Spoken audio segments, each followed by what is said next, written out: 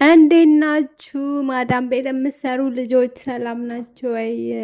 ከማዳም ኩሽና ከማዳም ቤት ስራ እንዴት እያደረጋችሁ ነው? የረመዳን ስራ ምናምን እንዴት እያደረጋችሁ ነው? ይኸው እኔ ወገቤ እግሬ ምን አሁን ቪዲዮ የማደርገው 10 ሰዓት ነው ማለት ነው። በቃ የመጣው ይምጣ ብዬ ተኛውኝ። ስራው የራሱ ጉዳይ ነው ብዬ ተኛውኝ። እስከ 10 ሰዓት ተኝቼ አለቅም ነበረ። በቃ ድክም ብሎኛል።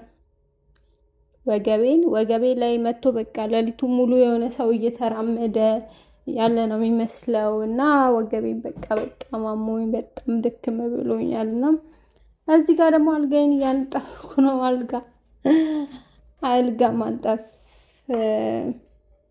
አልጋ ማንጠፍ እወዳለሁ፣ ግን በቃ ድክም ሲላችሁ የሆነ በቃ ስራ ያስጠላችሁ። በተለይ የራሳችሁ ነገር ከሆነ ምንም ነገር ሳሰሩት እዛው አከማችታችሁ ብትሄዱ ይመረጣል። እኔ እንደዛ ባደርግ ደስ ይለኛል። ግን ቀኔ ደስ ብሎት አይውልም አልጋ ካላነጠፍኩ፣ የራሴን አልጋ ራሱ ማለት ነው። እና ቀኔ እንዲያምር ብዬ በግድም ቢሆን አንሶላዬን ቀይሬ በቃ ድክም ስላለቀስ ያልኩ ነው የምሰራው። አሁን ራሱ እንቅልፌን አልጠገብኩኝም። ይኸው እያዛጋሁባችሁ ነው።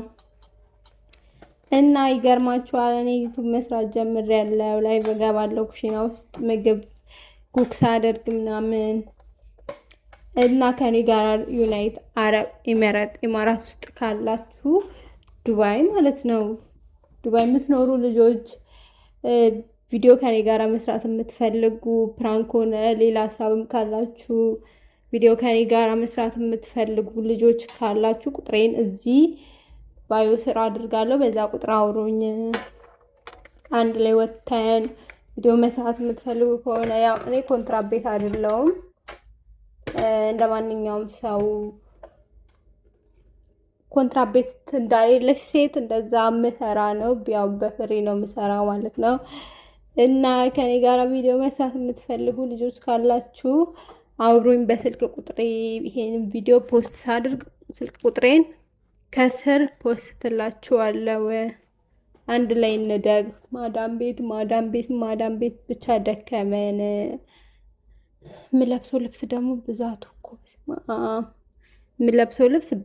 እኔ ብርድ አልወድም። ኦኬ አሁን ብርድ የለም ልትሉ ትችላላችሁ። ዱባይ ላይ ያለ ኤሲ ደግሞ መተኛት አልችልም። በቃ ለሊት በጣም ስለሚሞቅ እና የምለብሰው ልብስ በጣም ብዙ ነው እላችኋለሁ።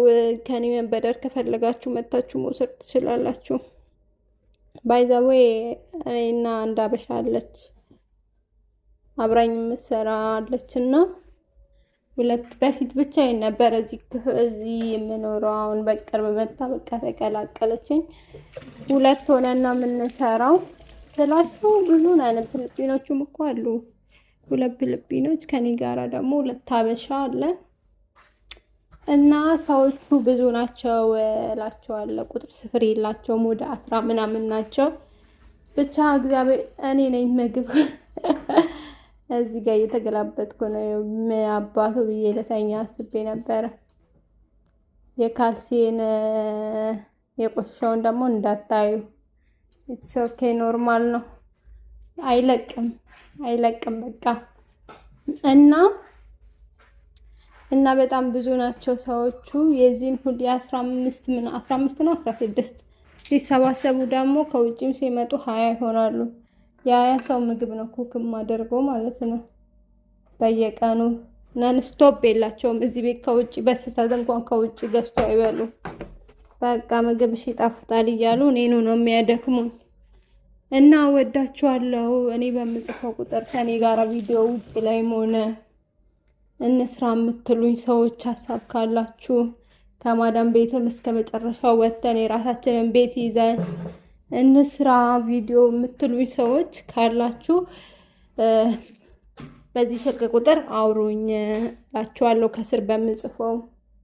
እና ልብስ ፊት ለፊታችሁ ልቀይር ነው። አይናችሁን አጨፍኑም። ተዋ ይሄው ቀይሬ የመጣው እናንተ አይናችሁን አጨፍኑም ስትሉ ፀጉሬ ደግሞ ረዝሞ እየተበታተነ አስቸገረኝ። ጓደኛዬ ቅድም የለችም ነበር፣ አሁን መጣች። ወዳቸዋለሁ።